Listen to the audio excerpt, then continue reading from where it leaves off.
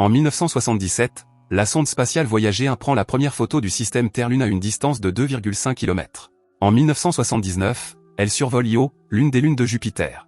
Elle découvre que sa surface présente une activité volcanique. En 1980, elle survole Saturne. En 2012, Voyager 1 quitte notre système solaire et entre dans l'espace interstellaire. Pendant ce temps, sur Terre, un groupe de soldats américains est en mission dans une zone de guerre dangereuse. Deux ennemis les surprennent presque, mais ils réagissent rapidement et les neutralisent. Alors que des bombes explosent au loin, l'équipe continue d'avancer en éliminant tout adversaire qui s'approche trop près. Ils empruntent un escalier pour atteindre un balcon et les snipers se mettent en position pour commencer à tirer sur les ennemis depuis les hauteurs. Le reste de l'équipe fouille le bâtiment pour tuer tous les hommes qui se trouvent sur leur chemin. Des dizaines d'hommes tombent les uns après les autres sans pitié jusqu'à ce que le bâtiment soit nettoyé. Ensuite, l'équipe reprend la rue et voit des jets voler au-dessus de la ville tandis qu'ils continuent à tuer des ennemis. Malheureusement, lorsqu'ils tournent au coin de la rue, ils trouvent une escouade entière d'ennemis qui les attend déjà. Le groupe se précipite pour prendre le dessus et se joint à la fusillade. Mais peu importe le nombre d'hommes qu'ils abattent, l'escouade est trop importante pour qu'ils aient la moindre chance de gagner. Ils décident de battre en retraite. Cependant, alors qu'ils commencent à reculer, un soldat est touché et Roddy doit le relever. Personne ne cesse de tirer pendant qu'ils courent, se mettant à couvert où ils peuvent tout en tuant de plus en plus d'hommes. Roddy veut soigner la blessure de son ami, mais il doit continuer à tirer pour se protéger. Quand il vérifie à nouveau la blessure, le soldat est mort. Une autre escouade ennemie arrive et l'équipe est acculée au bout de la rue. Ils utilisent donc la radio pour demander de l'aide. Soudain, la zone est plongée dans le noir et une lumière rouge apparaît parmi les nuages épais dans le ciel. Les deux équipes regardent avec stupéfaction la lumière révéler une machine mystérieuse qui tire un rayon, tuant toute l'escouade ennemie d'un seul coup. Puis, la lumière devient blanche et se charge pendant quelques secondes avant d'émettre une grande quantité de tension. La foudre frappe les soldats américains et les entraîne dans la machine où un extraterrestre les immobilise pour leur faire subir des expériences. Les soldats voient des flashs de leur ancienne vie lors de la dernière bataille avant de perdre connaissance. Quelque temps plus tard, l'équipe est figée à l'intérieur d'un étrange dispositif. Soudain, la machine s'éteint et les soldats se réveillent alors qu'ils sont éjectés. Il leur faut un moment pour récupérer, car ils vomissent tout le liquide qu'ils ont dans les poumons. Jax reconnaît qu'il s'agit de résine de stase, qui devrait se dissoudre rapidement. Cependant, il ne sait pas pourquoi il possède cette connaissance. L'équipe ne sait pas où elle se trouve et pense que les Russes ou les Chinois les ont peut-être kidnappés, mais les inscriptions sur les machines ne proviennent pas de la Terre. Reyes trouve une plaque avec leur nom et leur numéro d'unité, mais il ne comprend pas non plus pourquoi il sait cela.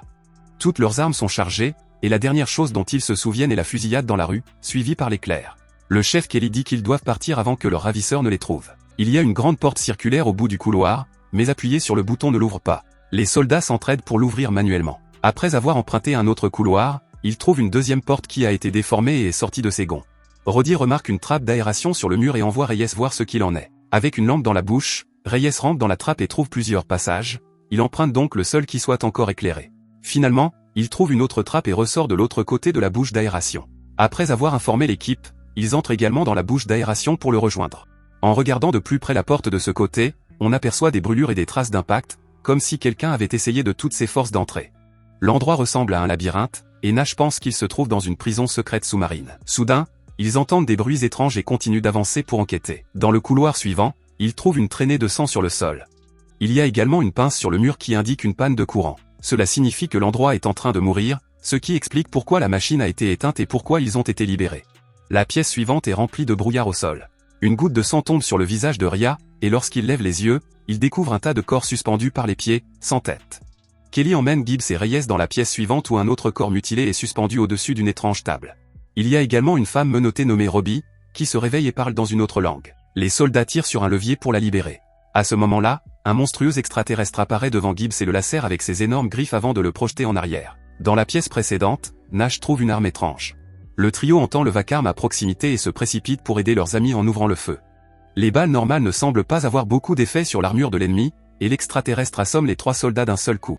Lorsque Kelly tente de tirer, l'extraterrestre le désarme rapidement et l'attrape par le cou, le regardant pendant une seconde avant de le projeter à son tour. Alors que l'extraterrestre attaque Jax, Nash passe l'étrange arme à Roddy, qui parvient enfin à l'activer et tire sur leur ennemi pour le mettre à terre. Les soldats pensent qu'il est mort et s'approchent pour vérifier, mais l'extraterrestre rugit. À leur grande surprise, Robbie intervient pour l'achever. Après coup, elle dit quelque chose que les autres ne comprennent pas avant de partir. Le groupe la suit après avoir réalisé que Gibbs est mort. Dans le couloir suivant, Kelly surprend Robbie en parlant sa langue. Un autre extraterrestre apparaît à proximité, et Kelly ouvre le feu tout en disant aux autres de courir. L'extraterrestre est également équipé d'un pistolet laser et tire immédiatement pour abattre Ravi. Bientôt, sa propre équipe de monstres apparaît derrière lui et ouvre également le feu. Les hommes aident Ravi et courent aussi vite que possible. Une course-poursuite s'ensuit, les deux camps tirant sans discontinuer tout en avançant.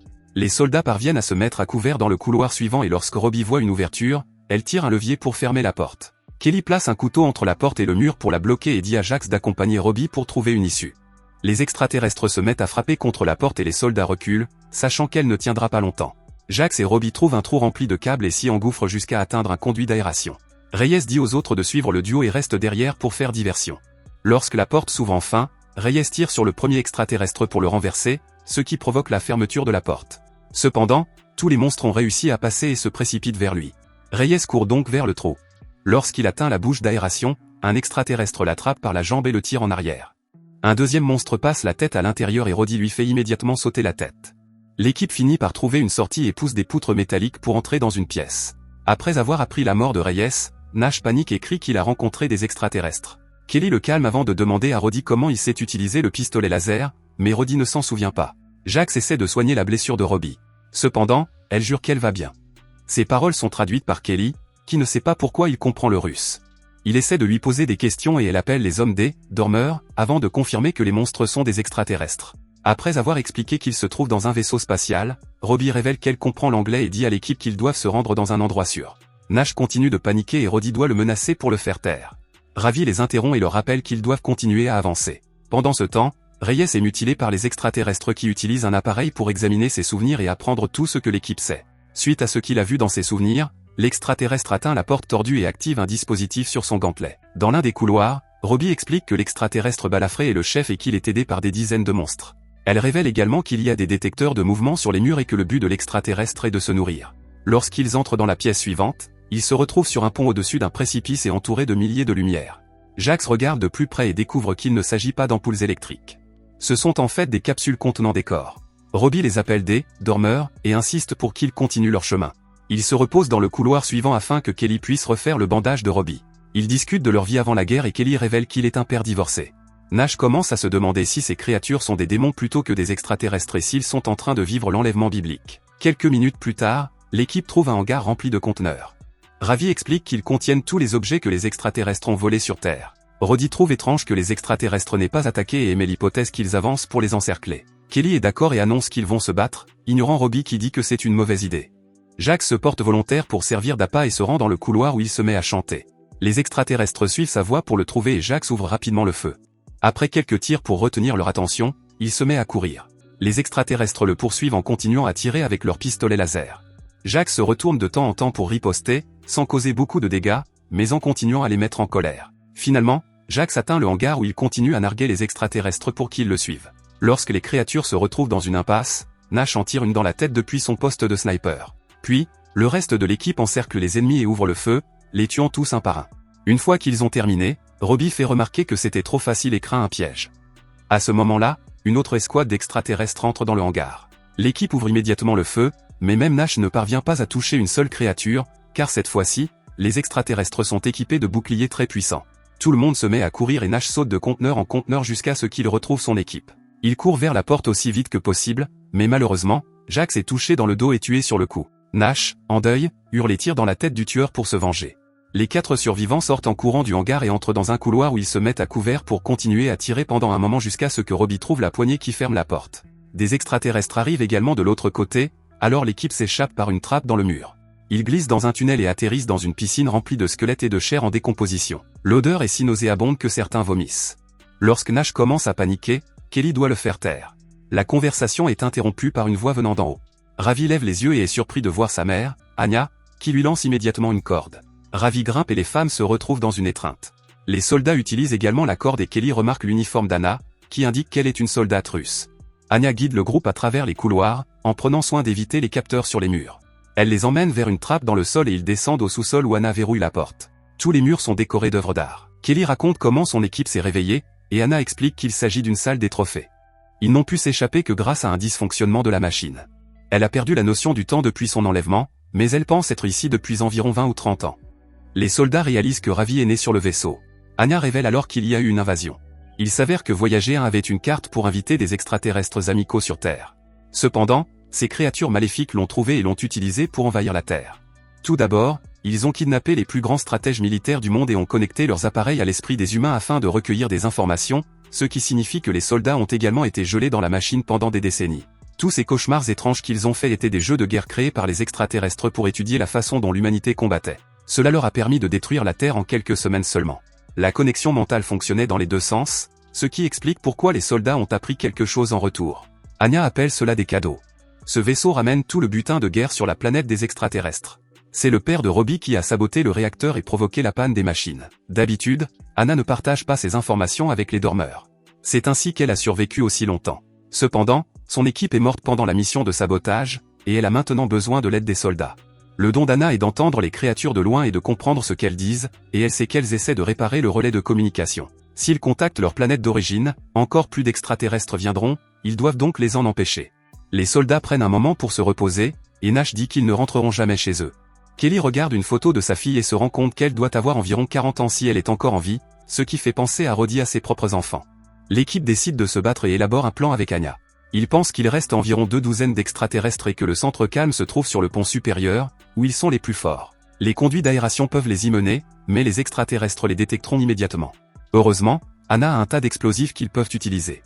Le groupe rampe dans les conduits d'aération pour atteindre le pont supérieur. Roddy et Kelly acceptent de distraire les extraterrestres pendant que Nash et les femmes installent les explosifs. Anya donne également à Kelly un gant volé qui lui permettra d'utiliser un bouclier.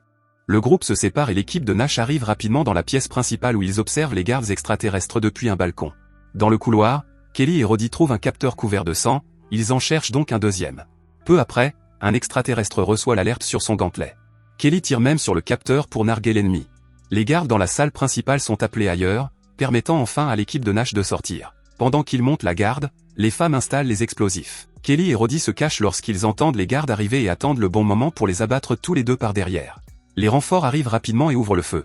Kelly active alors le bouclier, ce qui lui permet, ainsi qu'à Roddy, de continuer à se battre. Un extraterrestre attrape l'un de ses coéquipiers pour se protéger et avance, forçant les hommes à s'enfuir.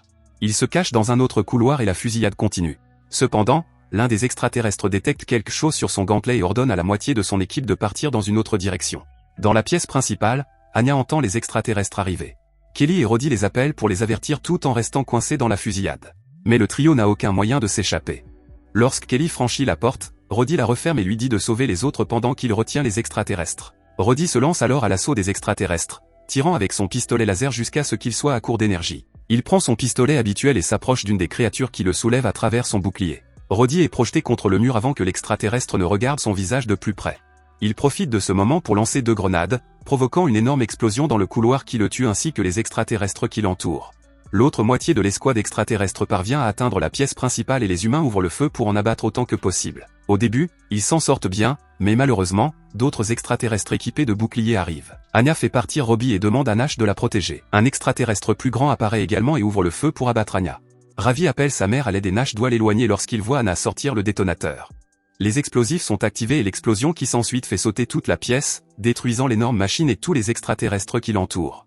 Dans le couloir, Nash voit d'autres extraterrestres arriver et cache Robbie dans la trappe.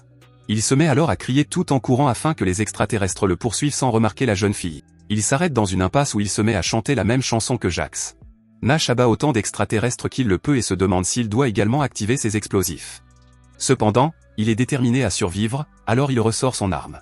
Une fois qu'elle n'entend plus aucun bruit, Robbie sort, mais elle trouve un extraterrestre à proximité. Pendant ce temps, Kelly est choquée de découvrir une pièce remplie d'humains enfermés dans des cellules qui le supplient de les aider. Lorsque Kelly se retourne, un extraterrestre l'assomme. Il rêve que sa fille est heureuse sur Terre, mais les extraterrestres l'enlèvent soudainement. Lorsque Kelly se réveille, il se trouve dans l'une des cellules.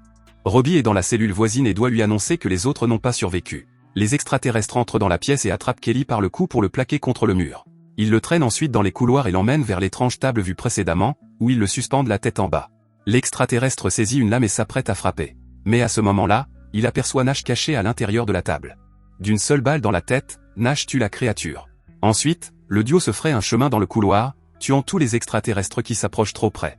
Ils atteignent les cellules et Kelly les ouvre pour sauver les prisonniers. D'autres monstres arrivent, alors Nash ouvre le feu avec un pistolet laser, abattant un ennemi après l'autre. Finalement, les prisonniers sont libérés. Les soldats ferment la porte et s'enfuient avec Ravi. Les extraterrestres les rattrapent rapidement, alors le trio se met à couvert derrière un mur et riposte. Les humains sont à court de balles, alors Nash lance sa ceinture avec toutes les grenades et Kelly ferme la porte pour empêcher l'explosion de les blesser. Nash s'appuie contre une autre porte pour célébrer leur victoire, mais il est soudainement poignardé par une lame. Le chef extraterrestre entre dans la pièce, alors Kelly dit à Robbie de courir avant de narguer la créature pour qu'elle continue de se concentrer sur lui.